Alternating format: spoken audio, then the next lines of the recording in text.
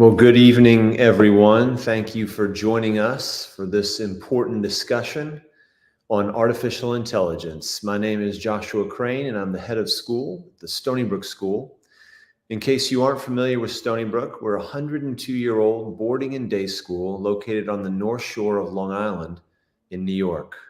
Our motto is character before career, and over our 100 years of existence, we've educated the children of Christian leaders like Billy Graham, Tim Keller, and Bill Bright, to name a few.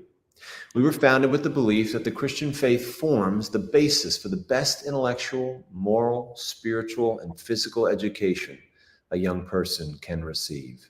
A century in, we retain that conviction. Our founder, Frank Gabeline, coined the phrase, the integration of faith and learning, to describe the aims of Christian education. It has been the calling card of the Christian school movement ever since. Today, the Stony Brook School serves 460 students from 26 different countries, 12 different states, and all across Long Island. At the beginning of this year, we formed an AI task force of 10 community members that had two primary goals. The first was to promote a widespread familiarity with generative AI technology amongst our faculty so that we might collectively determine its possibilities and pitfalls. After all, how could we talk about it and guide our students regarding its use without deep familiarity ourselves? The second reason was more philosophical and theological in nature. Generative AI, with its human and sometimes godlike powers, presents a veritable softball for Christians to hit out of the park regarding what it means to be a human in God's world. It gives us a chance to clearly articulate to our students and our families what being made in the image of God means vis-a-vis machines. And it is a wonderful on-ramp to engaging students, both Christian and non, on the deeper questions of life. And we did not want to miss out on that opportunity. Tonight, you'll hear from 4 different members of our faculty and staff who will present different facets of the larger question: how do we think Christianly about AI? Much of the discussions about generative AI in an educational context have to do with academic integrity and student cheating, and rightly so. These are important issues. But tonight, we want to go a bit deeper, down to the roots, and empower you to think wisely and well about this topic so that your communities will not be predominated by fear, confusion, or worse, blind acceptance. Each presenter will present for roughly 8 minutes, and we will conclude with a Q&A time and hope to be wrapped up by 8 p.m. Eastern at the latest. Please feel free to use the chat feature for your questions at any time during the presentation, and we will do our best to answer them during the Q&A time. Please mute your microphones while presenters are presenting and when you are not asking a question. We are grateful for your presence with us here this evening, and we look forward to engaging with you. And with that, I'd like to introduce our first presenter, Dr. Sean Riley. Hi, thanks, Josh. I'm excited to be able to share with you some of the things we've been thinking about as we've talked about AI in Christian education. I really believe that the future of work is going to be well-formed human beings collaborating with well-designed artificially intelligent machines. And as Christian school leaders, we need to really focus in on making sure that our students are going to be well-formed so that they have something to contribute when collaborating with well-designed artificially intelligent machines.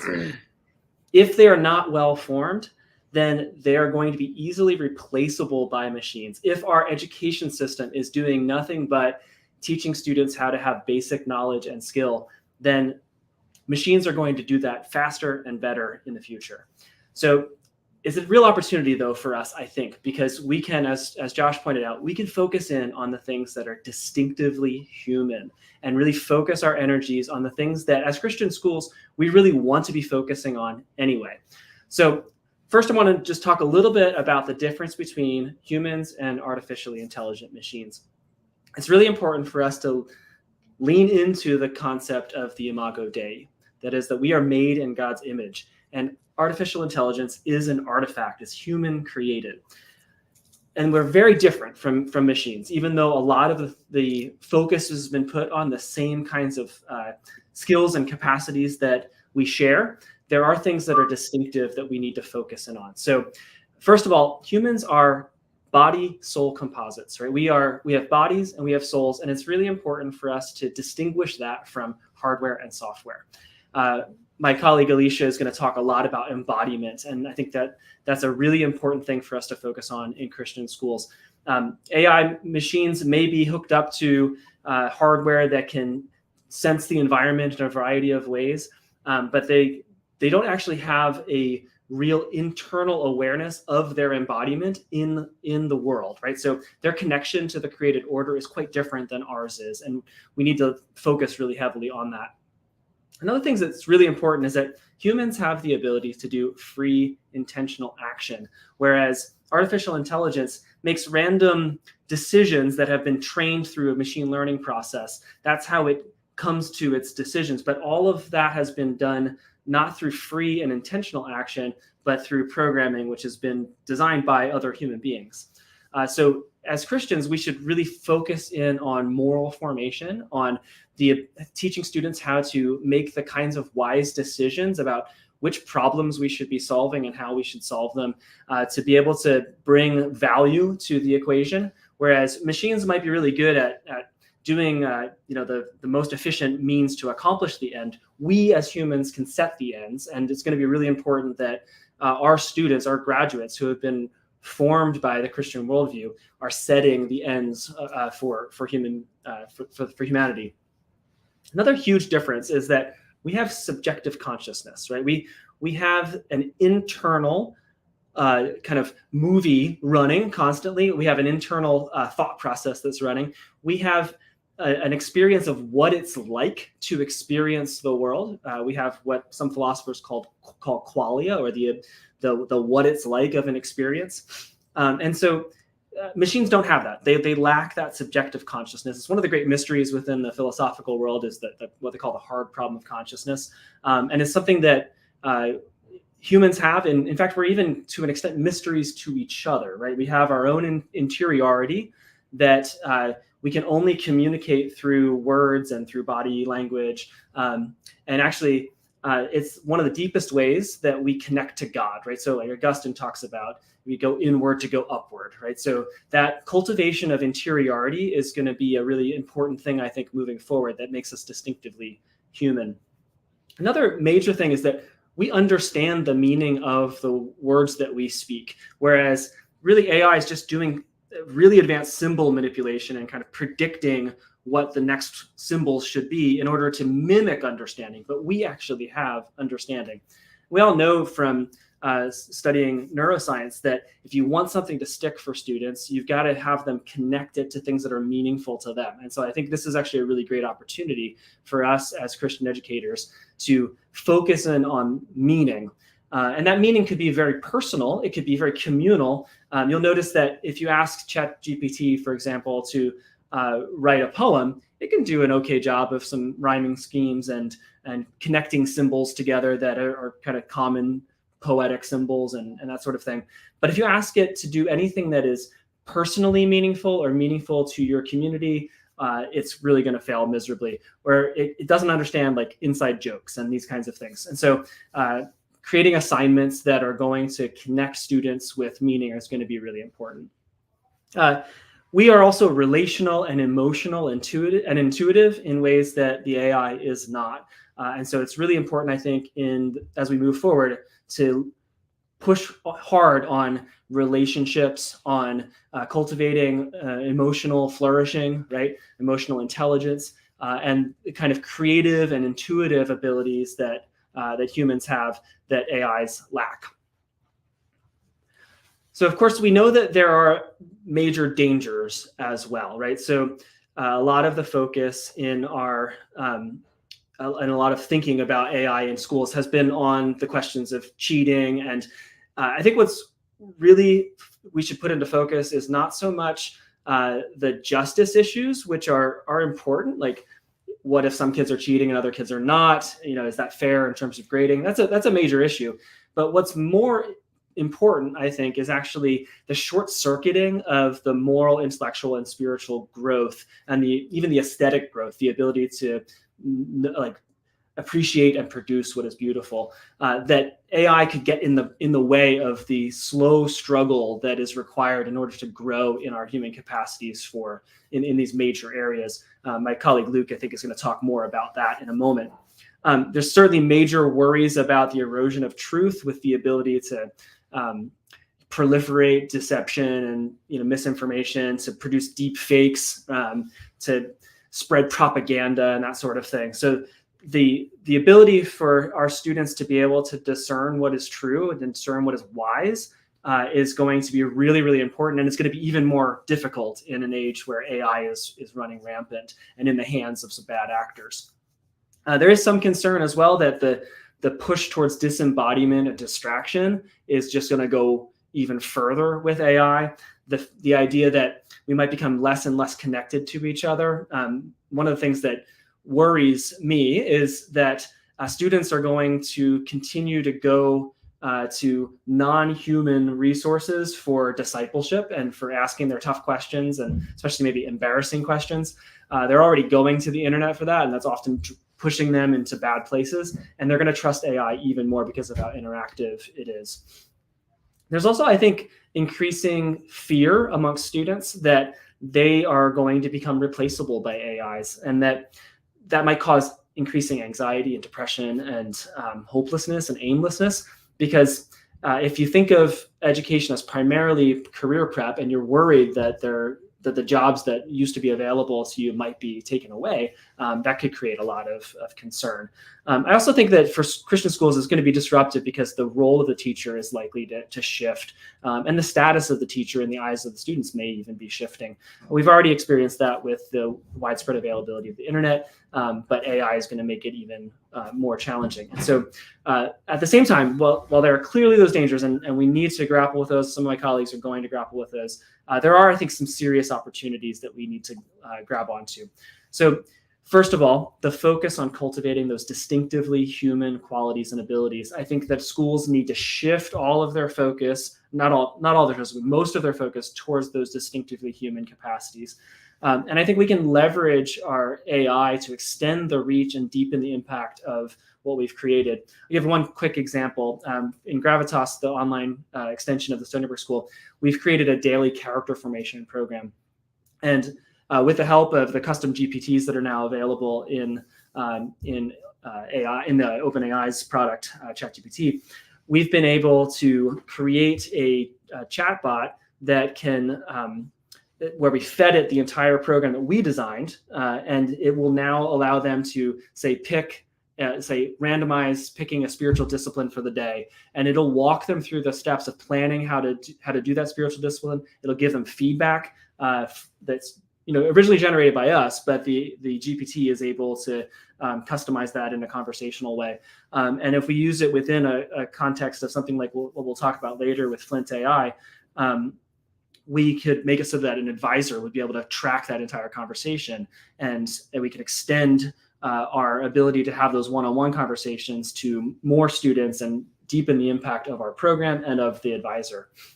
I think AI has the potential as well to free up teachers and administrators from all of those mundane tasks that we spend a lot of time on, so we can instead focus on student flourishing, on teacher flourishing, and on cultivating those distinctively human capacities.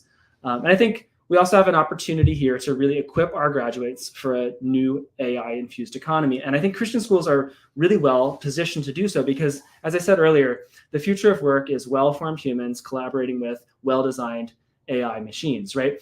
And Christian schools have already been putting a lot of the focus on those distinctively human capacities, whereas a lot of secular schools focus primarily on knowledge and skill. And knowledge and skill is going to have less and less of importance, whereas the things that we've been focusing on are going to have more and more importance. So I think actually it's a great moment for Christian schools. If we can mitigate the dangers, we can really latch onto these opportunities. So at this point, I'm going to turn it over to my colleague, Luke Trobos, who's one of our academic deans in the program. Hi, folks. I'm really glad to be with you tonight. Thanks so much, Sean. I had the pleasure of teaching a philosophy of artificial intelligence class with Sean 5 years ago, and it was a pleasure. I've been at Stony Brook for 10 years. I'm the assistant academic dean here. I teach economics and philosophy. And I want to expand on something that Sean said both at the beginning and end of his presentation. He said that the future is well-formed humans that are collaborating with well-designed AI. And I want to think with you all about how AI in a school context is best going to be deployed to help the fundamental mission of the Christian school. And what I'm going to lay before you here are not really hard and fast rules, but a couple of guiding principles, as we've spent, especially this last semester, a lot of time kind of banging our heads against the really difficult problems of artificial intelligence and the future of education, a couple of things that have emerged. So starting with a broader claim here, I want to argue that the tools that we deploy in an educational context are not neutral. The tools that we are permitting our students to use, the tools that we are endorsing, the tools that we are displaying and deploying, that all of them are really important to the fundamental mission of the school. I think there's a secular version, and you've probably heard this kind of parroted anytime technology is discussed in a secular context, something along the lines of tools aren't good or bad, they're neutral, and it just depends how you use them, right? A good person is going to use them well, a bad person is going to use them badly. And I think there's a good version of this, right? We are the moral agents, not our tools. But at the same time, that does not mean that the tools that we use and are encouraging our students to use and using with our students and surrounding our students with are morally neutral things. I think the Christian version of what you could call the technology neutrality thesis is probably our hyper focus on the mission that we communicate to students. We say you need to have the right kind of values, you need to understand the gospel, and ultimately we get a little too focused on the content of education, and sometimes I think ultimately that leads to us overlooking the medium that we used to communicate it. So here we have the message on the one side, but also we have to be thinking about the medium that we are using to communicate it. At Stony Brook, it's critical that the first kind of medium that we're using is our teachers, right? Teachers are our curriculum. They are embodying whatever it is that makes our content important. So it's irreducible. Our content is irreducible to just information, but rather the specific medium that we're using, whether that's textbooks versus the great books, whether that's an embodied person who's embodying not just kind of theological content, but really what it means to be good is really important. And this is really, I think, coming from Marshall McLuhan, if you're familiar with his work, his basic idea that the medium is the message. So it's critical to Christianity that Christ did not just come with a message, but he embodied that. So that's why in a moment, my colleague Alicia is going to really focus on embodiment. And when we think about, particularly with artificial intelligence, interactions that we're having and students are having with disembodied kind of non-persons, we need to not just focus on what is the message that those things are going to be communicating, that those bots are going to be communicating, but also the qualitative features of those relationships. What are students kind of subtly learning about the nature of information, about what it means to be human and what kind of world they live in? So on this next slide, I'm going to stick with what Marshall McLuhan, one of Marshall McLuhan's most famous quotes. On the next slide, it's probably an apocryphal claim. It's not probably from McLuhan, but he says, "We become what we behold. We shape our tools, and thereafter our tools shape us." And for McLuhan and for other people from his generation of tech criticism, I think particularly Neil Postman, they have their eyes set on the mass media of the mid-20th century. They have their eyes on TV and other ways that those kind of mass media reshaped the people who were constantly interacting with those tools that they surrounded themselves with.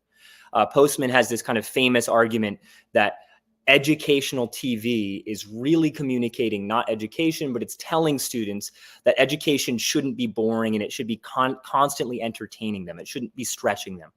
And there are a couple ways to break down why I think McLuhan and Postman are onto something here in the ways that our tools shape us beyond just the mere message or information that they communicate.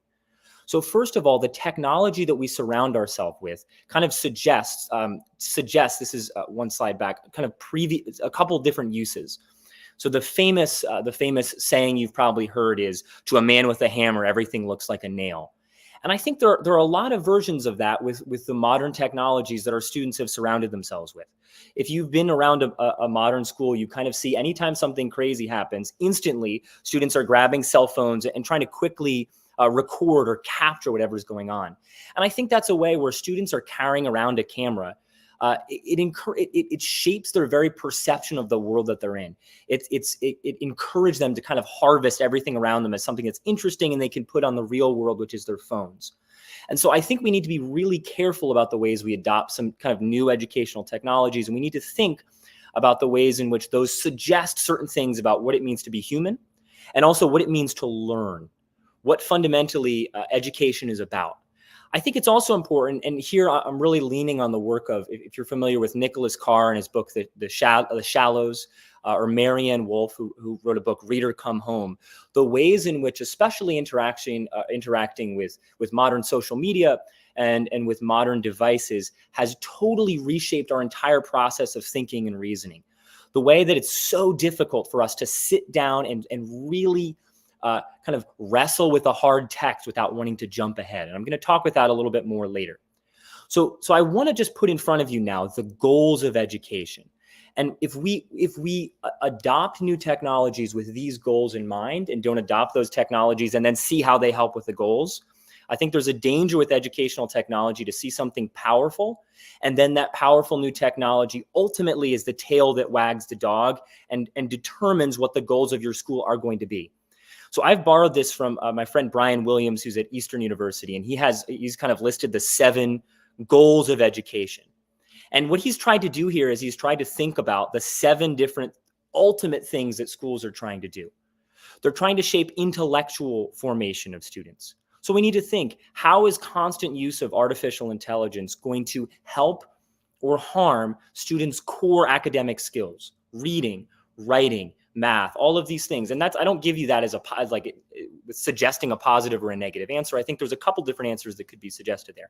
We need to think how constant use of artificial intelligence technologies is going to shape moral deliberation of students. We need to think, when we talk about aesthetic education, how is the constantly seeing high quality, or at least appealing, like very visually appealing art that can be created like this is going to shape students' appreciation for both artificially created art, but also the beauty of the natural world around them. We need to think about how, for students who are engaging with what appears to them to be this kind of omniscient force, how that's going to shape their spiritual kind of expectation of the givenness of the world, how they see the various, the kind of order of the cosmos around them and where the real power is. We need to think about how constantly using more and more devices is possibly going to shape students feeling at home in their bodies. We need to think about the practical aspect. How is students' familiarity with tools going to affect their future work? And I think this is sometimes the question we jump to, and it's an important question, but it's not the only question. And I do think it's really important, the possible ways that as students become more and more comfortable basically dealing with people that are not people, how that's going to relate to their community, both of teachers and students. So moving on, I started out this section with kind of a who, when, how, why. And I want to give a quick analogy here. So you can see in this image, basically someone who's thinking about artificial intelligence as an on-off switch.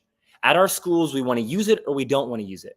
And it's not really even, I would say the best way to think about your decisions as school leaders and teachers is not even an on-off switch, or if you think about the Star Wars ship where you're kind of pushing the thruster, it's not even one dial that you're turning up or down, but rather the metaphor I want to advocate for here is the kind of the dashboard. So if you see on the dashboard, there's a ton of different possible settings. There's a ton of possible limits that you can set. There are presets, and we need to think about powerful new tools like ChatGPT as things we need to be using really precisely and carefully in certain contexts. All right.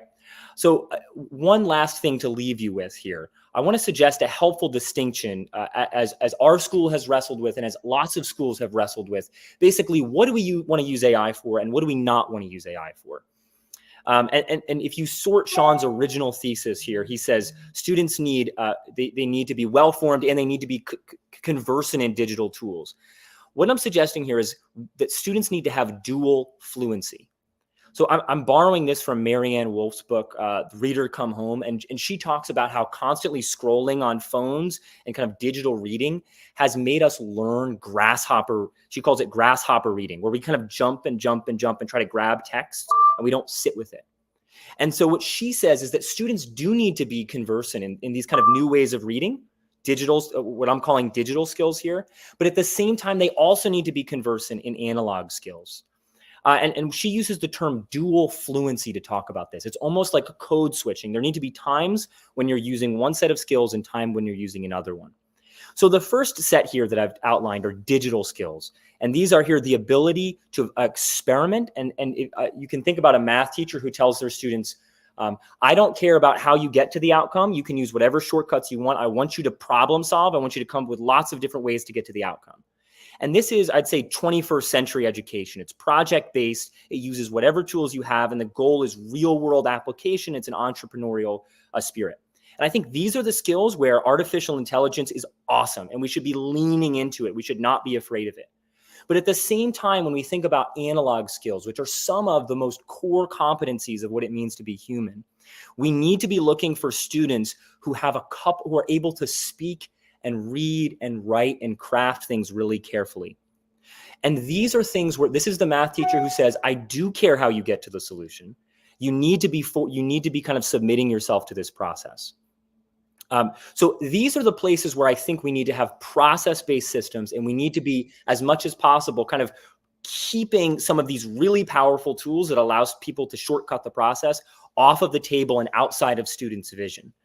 And just one question I'll leave you with before Alicia starts. When you think about these two skills here, which of them is the bottleneck today? I think a lot of people would say students have digital skills and they don't have physical skills. So I'm really excited to hear what Alicia has, and thanks for your time and attention. Well, thank you, Luke. As he said, my name is Alicia, and I've been teaching in the English department at Stony Brook for the past 11 years. In 2016, I wrote Everywhere God, Exploring the Ordinary Places, a book about encountering God's presence in our everyday lives. So we're asking the question this evening, will AI make graduates of Christian schools redundant and replaceable?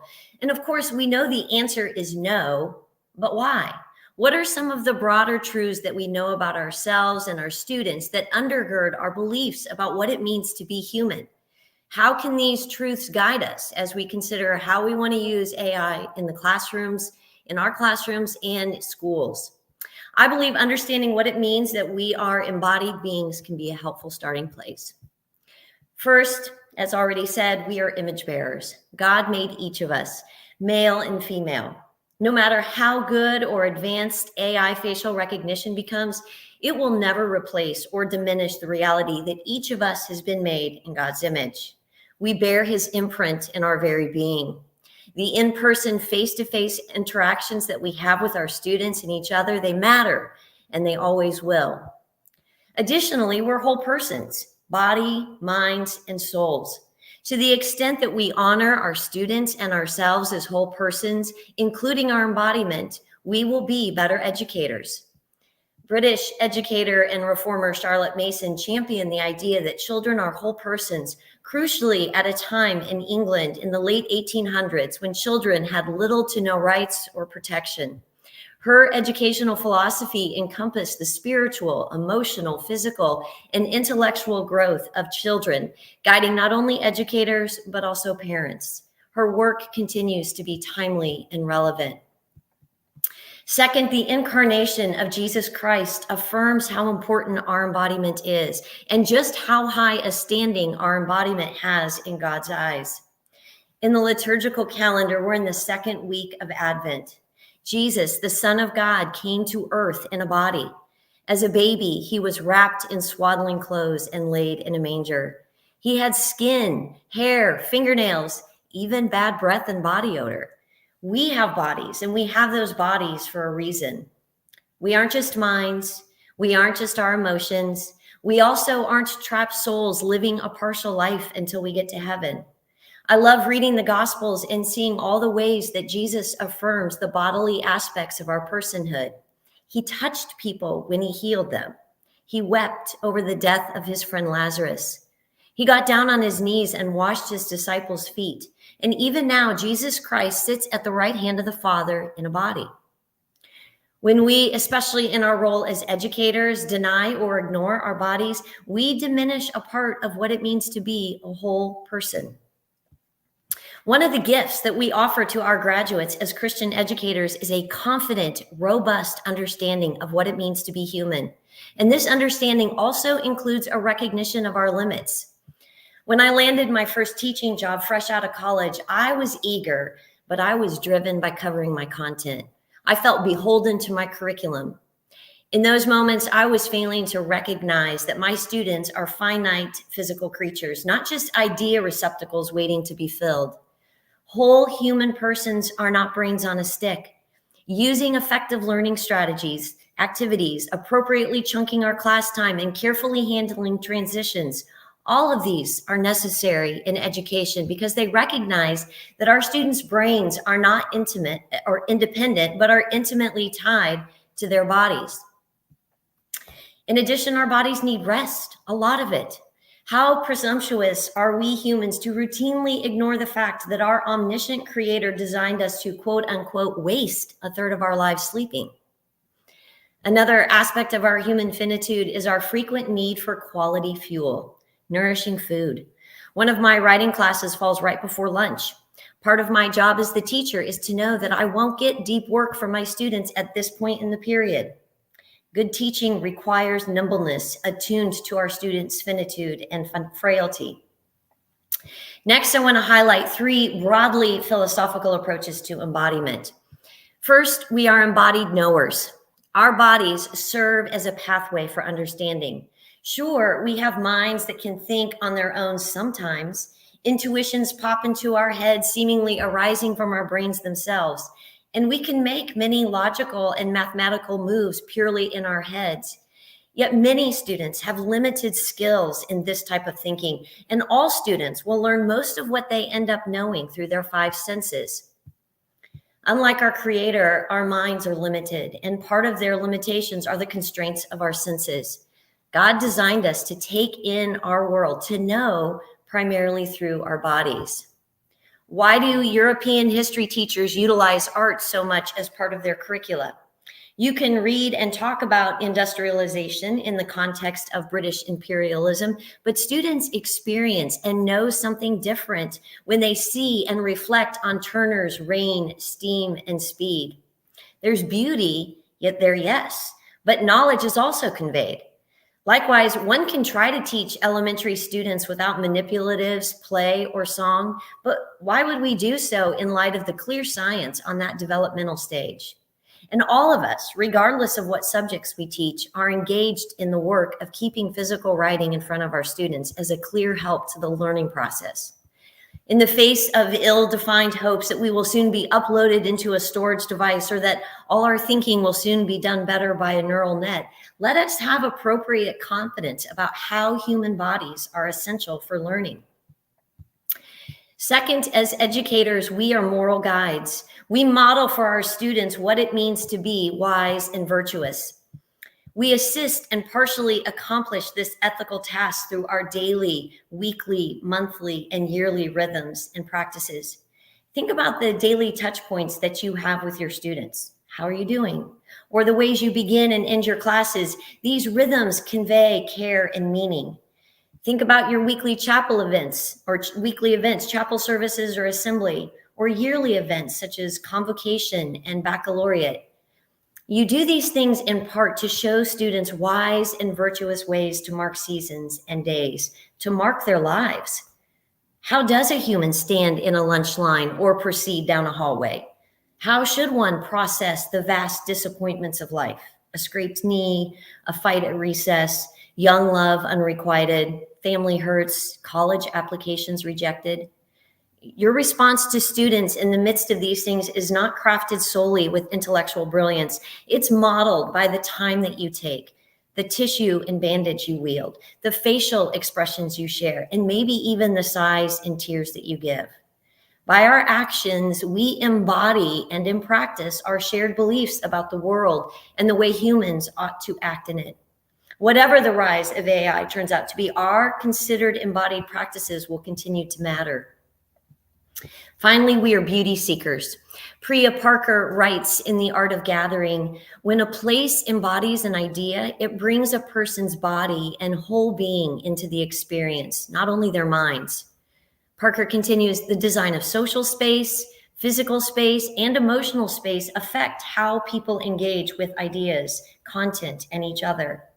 We must continue to push ourselves to find moments and objects that exhibit beauty and draw wonder. When should we mention it explicitly? When do we simply allow students and ourselves to experience the moment in silence or in passing? I hope these reminders about what it means that our students are embodied beings as well can serve as a guide and inform our thinking and our practices as we use AI. And this is a perfect segue for me to hand it off to Jeff, our academic dean, who will discuss some of the digital AI skills that you and your schools can use. Wonderful. Thank you so much, Alicia. That was tremendous. My name is Jeffrey Smith. I am the academic dean here at the Stony Brook School. I also teach in our history and Bible departments, and I am also the author of several books on Greek history, including The Corinthian War, which is coming out in January. You can buy your copy today. So I would like to focus on some practical steps for using artificial intelligence in Christian schools today. Some of this is modeled on what we've started to do here at the Stony Brook School through our AI task force. And some of this is a little bit aspirational and something that we're hoping to do or we've talked about doing, but by no means do we have it entirely put together. And just want to encourage you all, if you're able to, you're more than welcome to put some questions or comments you might have in the chat, whether you're on YouTube or another platform. And then once I'm done, we'll pivot and we'll try to answer several of your questions and get some feedback as well. So I'd like to start with what Christian schools should probably not be doing right now with AI. And there's a couple ways that we can approach this, but one of them is saying very simply that it doesn't exist. We shouldn't try to avoid it because the reality is AI is here to stay. And if you've been in a classroom, and I've taught 9th and 10th graders for most of my career now, they are very much in tune and aware with what AI offers them, whether it be to write a paper for them, whether it be to make a silly image of Santa Claus slapping Arius at the Council of Nicaea, which was something that happened in my 10th grade class this very morning. They know what is happening on the technology front with AI. And it's important that we, on the one hand, don't immediately pretend that it doesn't exist and try to never engage with it. But on the other hand, it's equally as important that we don't try to wholeheartedly embrace it and say, this is the new approach to education. This is the greatest thing in the whole world. And we're going to put this in every classroom, in every class all year long. And part of what we don't want to do as Christian educators is to try to predict the marketplace. In other words, the job market or trying to create graduates who are not redundant and not replaceable, of course, is going to rely on a job market that is going to be preparing people to be well-formed citizens and well-formed souls in their community.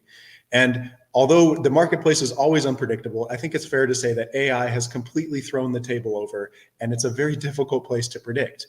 And it should never, ever in Christian schools dictate what our academic experience is. We are out to work for the kingdom of God and to form fully formed young people into fully formed adults. And AI can help us do this in important ways, but it by no means changes the mission and the vision of what Christian schools can be. It's important to also, as our colleague Luke talked about, and then of course Alicia with her wonderful discussion of embodiments, to not lose sight of the analog skills. In fact, the analog skills that we are encouraging our students to cultivate might be even at more of a premium now than they were before. Because now very precise, very intentional communication, whether it's to an AI chatbot or to somebody in a business meeting or in a conference or in a sales pitch or whatever it might be, is going to be at more of a premium than it was before.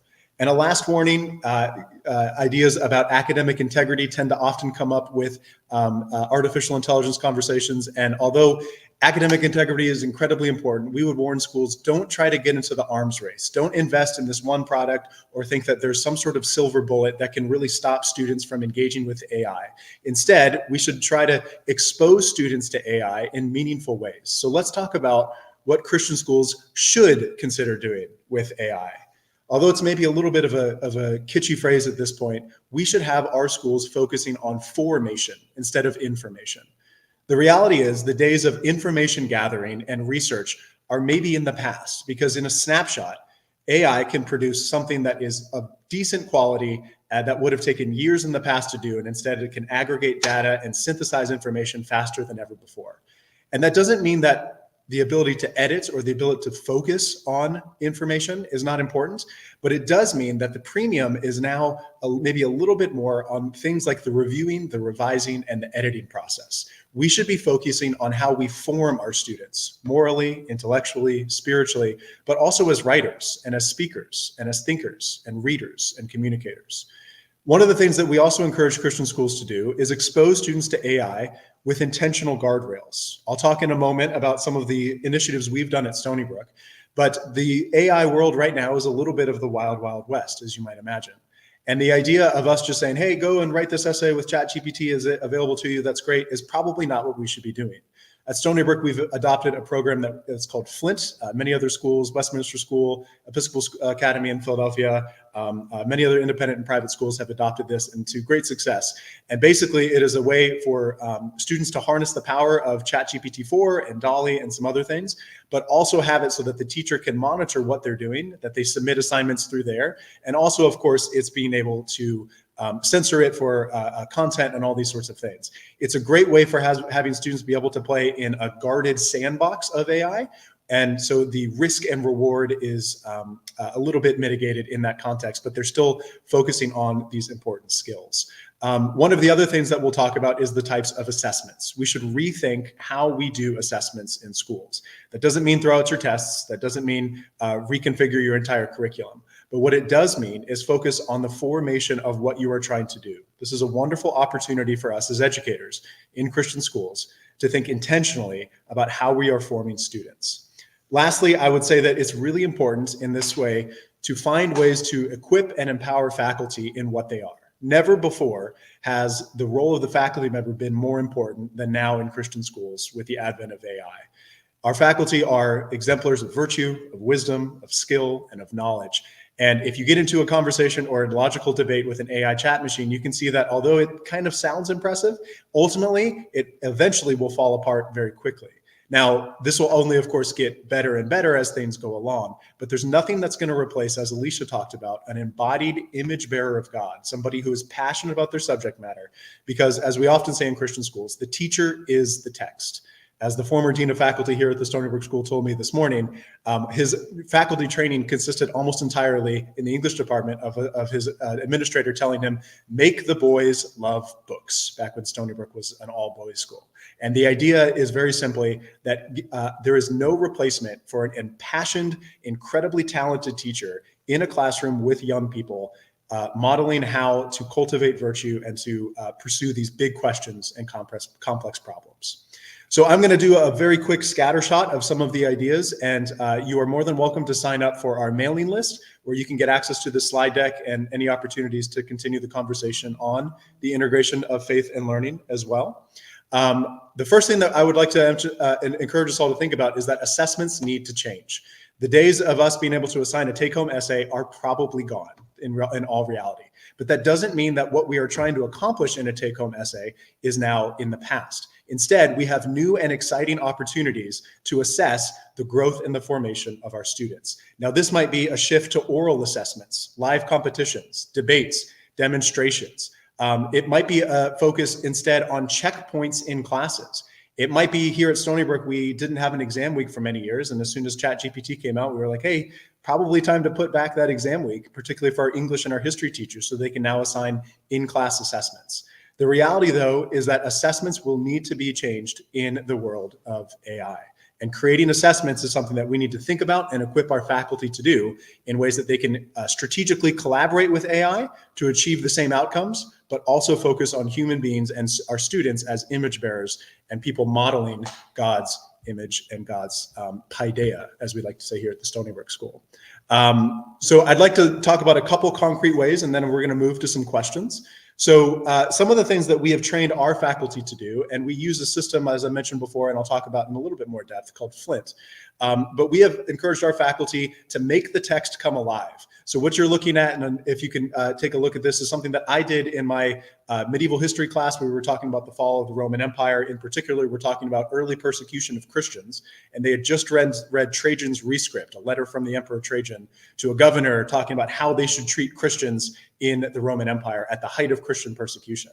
And what we had our students do was take on the role of a character from history. In our English classes, reading Julius Caesar, one teacher had them take on the role of an interviewer interviewing Brutus from the play of Julius Caesar. And the student needed to be able to parse out Shakespearean language and understand plot and nuance and analysis and ask encouraging questions. These sort of sample chat AI bot interviews are really exciting ways that we can make the text come alive and have your students speak with characters from history, from literature, and yet still be, in that way we talked about earlier, in a sandbox with some guardrails.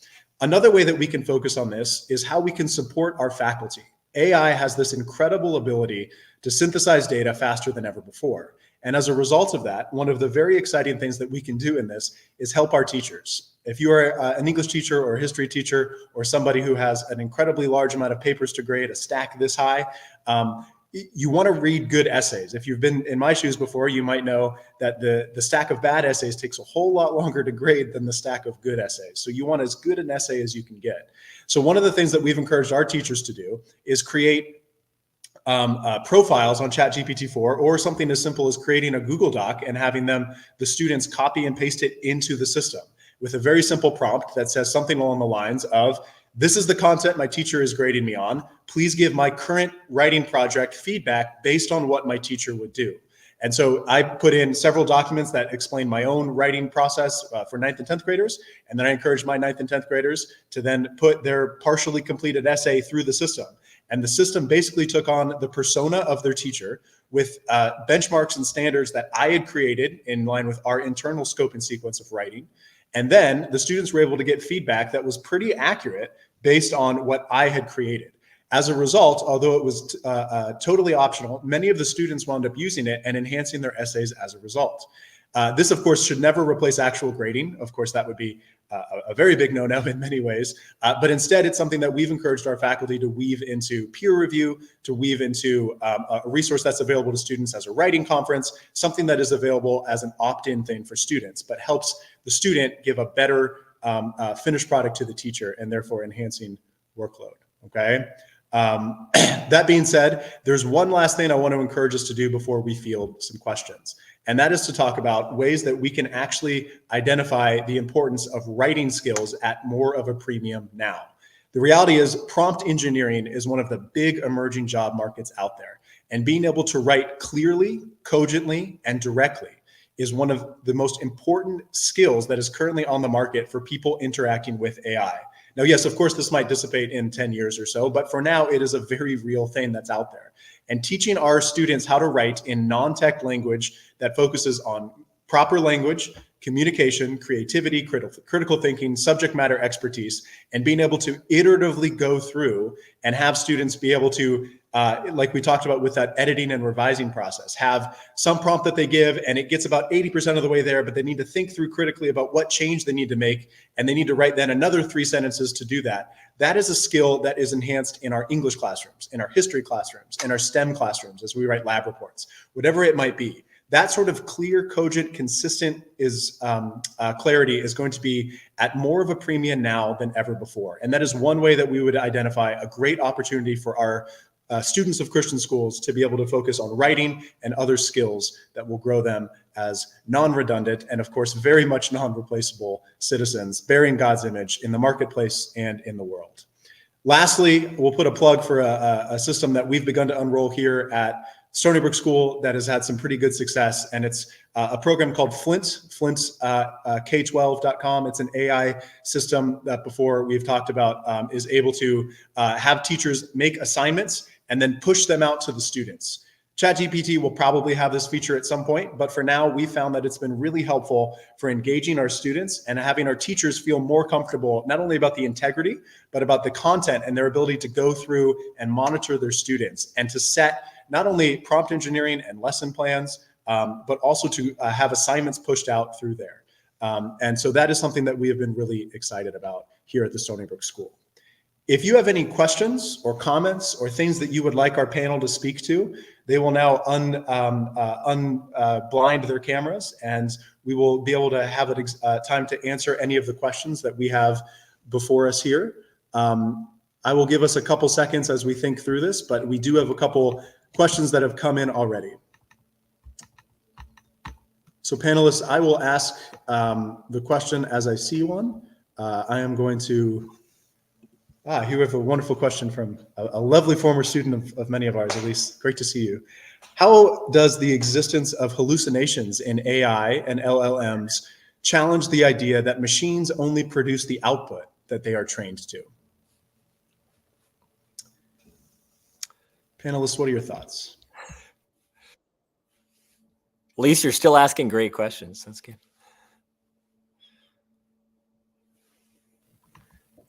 Challenge the idea. So, Elise, I might take a stab and miss at this one, but I actually have found the idea of hallucinations to be actually a wonderful opportunity, at least in my history classroom. On the one hand, it's been a really great time for my students to be able to fact check and to focus on that idea of editing. When the machine gets the ideas wrong, when it focuses on the incorrect thing to focus on, when our students are trying to train the AI chatbot to say a certain thing and it keeps not obeying and things like that, that's actually been times when our students actually, not in my intentions, but they've sort of thrown their hands up in the air and said, oh my goodness, I don't trust ChatGPT anymore. I'm not going to use it for my homework anymore. Is something that I've seen in classes. And so we've actually currently, given where AI is now, which I understand is not where it's going to be in 5 or 10 years, is something that has actually encouraged our students to really focus more on embodiment, and to focus more on people as learners and on the exemplars. And it's helped them really see the contours of what AI is and it is not capable of. So I'm not sure if that directly answered your question. If anyone wanted to add on to that, I'd be happy to hear. Yeah, I'll add on to that if you don't mind. Yeah, I think actually it's not the case that these large language models only produce the outputs that they're trained to. And that's because they are trained to predict the next symbol that comes after the prior ones. It doesn't actually have understanding. And so you see it making mistakes that no human would really make. Humans make some kind of predictable mistakes. And as teachers, we know this, the students are going to make mistakes, and then the next generation of students are going to make very similar mistakes if we're doing the same content. Whereas the AI can make really bizarre, strange mistakes. So yeah, the way that it works is that in the neural network, there's random decisions that are made, and then over time, you kind of reward the model by for when it gives you outputs that you were looking for. And so humans are involved in the process of evaluating whether the model did its job or not, and then it reinforces those pathways. But because it's random and doesn't have internal awareness or understanding, the randomness can continue to show up even after it's been trained really well. These models will get better and better at predicting the right symbols, but that's all it's doing. In philosophy, there's a distinction between semantics and syntax. And these models are really good at syntactical manipulation, but they're not good at semantic understanding. They just don't have that internal ability that we have. So yeah, it's one of those things that actually helps us see our difference from the machines. Sean, and you understand the back end of this better than I do, but as I understand it, models that are hallucinating are doing what they're trained to do because they're giving outputs that they see as the most likely to follow. Yes. So as in they don't see an output that is kind of correct. They're trying to achieve an outcome which is the best at matches up or checks the box for the best predictive next word. Yes. Yeah, that's right. Wonderful. Thank you so much, Elise. You are the best. Welcome back at Stony Brook anytime. We have another one that's coming from another viewer, and I realize there are some challenges with the YouTube chat, so please do forgive us. How should Christian schools address issues of academic integrity and artificial intelligence?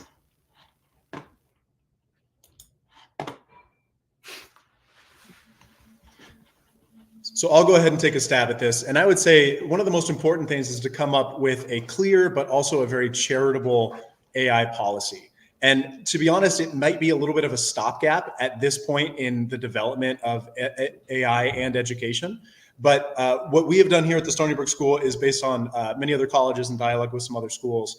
And although we've talked about it at faculty meetings and at department levels and stuff like this, what we've come up with is actually a very simple policy, which is you should assume, and it's worded much better in our handbook, I promise, but it's basically you should assume that you are not allowed to use artificial intelligence on any assignment unless the teacher explicitly allows it in writing in that assignment. And what that means is that we have teachers then have the autonomy in their classrooms to use AI to their heart's content. And some teachers do it more than others. We just ran a very successful mini course on machine-based learning and AI education led by two members of our math department, which was tremendously well received. Obviously, they were allowed to use AI in that class. However, for writing that English paper, writing that history paper, our teachers don't feel a need to go overboard and say, you are not allowed to use ChatGPT, because that is the default position at our school. And so we would encourage Christian schools to, again, not pretend that it doesn't exist, definitely make a policy about it, but also don't make a policy that is 100%, this should never happen, this should never be incorporated into the classroom. Make it so that the teachers have autonomy, have the ability to explore and see how it can enhance their educational product, but also something that would be encouraging students to learn to be responsible and learn to make sure that AI can't do everything, as we've talked about with these hallucinations.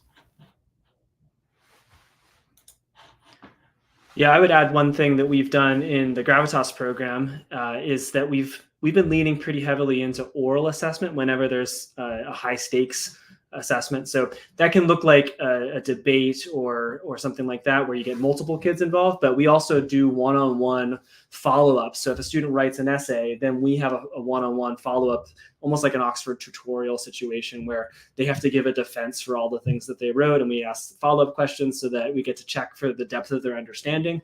And so that's been really a helpful tool. Obviously, it's challenging if you have really large classes. You got to be creative in how you pull that off, but leveraging some of the AI tools in order to free up some time in your class so that you can have those oral assessments, those one-on-one conferences, or small group tutorials can be a really good way to check for understanding. So we would definitely advocate for pedagogies that already have a high level of accountability built into them, as opposed to some of the kind of traditional factory model sort of assessments that are very easy to cheat on nowadays.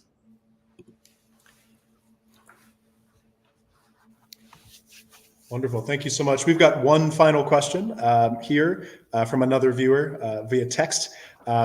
Does overzealous use of technology violate our Christian school missions? Panelists, what are your thoughts about this one? Does overzealous use of technology violate our Christian mission?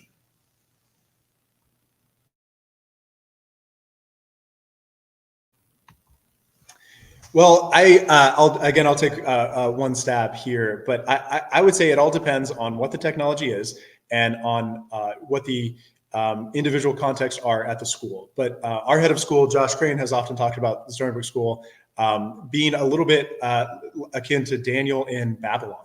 Not to denigrate our surrounding circumstances, but instead we are in the world, but not of the world, right? And Daniel in Babylon didn't necessarily have the first choice of what technologies or resources was available to him while he was serving the kingdom of God in some circumstances that were beyond his control. And so if we are out to make Christian school graduates who are able to serve in the workforce in the 21st century, who are able to serve in God's kingdom in the 21st century, I think technology is a really important part of that. And exposing them to it is really key, giving them the wisdom and the eloquence and the intelligence, both emotionally and pragmatically, in terms of a knowledge base, to be able to go into the world and serve things and be able to look at a difficult situation and say, no, that violates what we should be doing as image bearers of God. Or no, this is something that I can really do to enhance this nonprofit that I'm working on, or this job that I'm focusing on. And so we think that here at the Stony Brook School, that it's all about the context of what is being done, and that technology, as our good friend Luke talked about, is by no means neutral. And so thinking about how we can best serve God's kingdom with this is something that we are always asking here at SBS.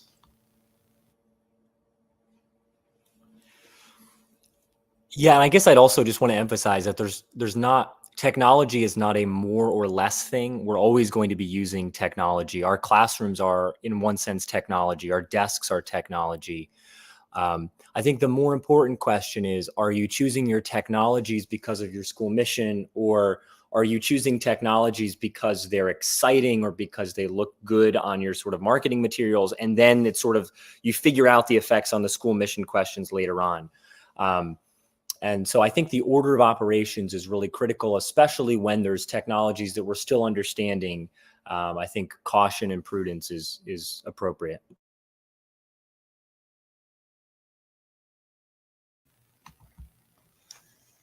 Well, thank you everybody so much. I would like to make a plug both here on the screen as a QR code and in the chat earlier. There is a link to a newsletter, a simple Google form that you can fill out. That'll give you access both to our slide deck and to more forthcoming content on the integration of faith and learning. Some about AI, some about other things, but Stony Brook has historically had a lot to say about this important subject. Our founding head of school actually invented the phrase, and we still do a lot with it on a daily basis, and we'd love to continue sharing that. Thank you so much for your time this evening. Thank you so much for your generosity, and we look forward to continuing to doing the kingdom work that we are all doing at Christian schools for many, many years to come. Thank you so much.